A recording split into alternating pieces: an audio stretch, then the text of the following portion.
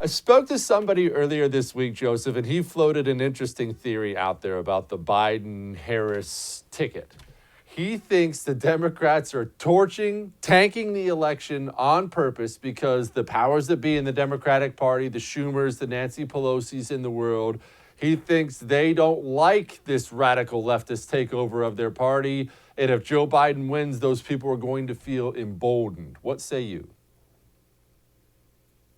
I mean, ironically, I think the opposite. I think that in a quasi similar way to how we actually got a President Trump, by people in our base who were so tired of Republicans playing it safe, that Romney was the safe pick, that McCain was the safe pick. I think similarly, if Democrats find a way to lose twice to a person in President Trump who they don't think should ever have stepped foot in 1600 Pennsylvania Avenue, by nominating somebody like Joe Biden and nominating somebody like Hillary Clinton, I think it's almost inevitable that we'll be looking at an AOC campaign for president 4 years from now, or somebody else who they just basically drag out of obscurity that's even more obscenely, left-wing than they are. So, I think when Michelle Obama says that this election is a matter of life or death, I think we should take her out of the world, because the stakes truly are that high when we talk about what the future of this republic will look like. And if America truly will have the opportunity to be a beacon for opportunity, prosperity, and freedom from tyranny, as we have been from our inception. Joseph, I don't disagree with you, and I'll tell you what. I actually don't fear somebody like Kamala Harris near as much as I fear somebody like AOC, because I believe AOC is an actual true believer. I felt this way about Obama as well. I felt like Obama was a true believer, and that's why he was so dangerous. Someone like Kamala Harris is simply going to say whatever she has to say to stay in power. That comes with its own set of dangers, but she has a long career of doing, quite literally, whatever you have to do to get ahead, and I just say that's not as dangerous as the true believer.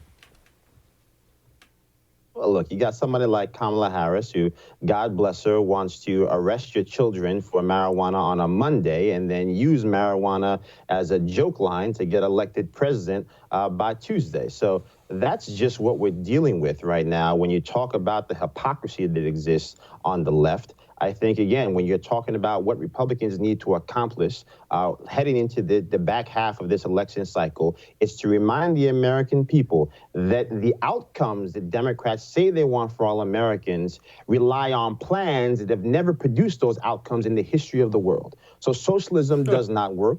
It's taken places like Venezuela and Russia and all these ex-Soviet, former Soviet nations and destroyed them. And yet somehow they think that they're going to foster a kinder, more gentle socialism here at home because I guess Bernie Sanders is just that warm and cuddly. But America is founded on the principles that we are a nation of by the people, not also a nation ruled by any one man. And so when you talk about what comes next, when you put a framework in place that produces tyranny, we should not be surprised when you have that result bring itself to the foreground. And so I think that is why Republicans should remind people that the solutions that exist around the world that have worked are rooted in conservatism, rooted in protecting the ultimate minority, which is not actual about identity politics, but about the individual. Those individuals who have the right to freedom, prosperity, and the pursuit of happiness that our forefathers wanted for all of us.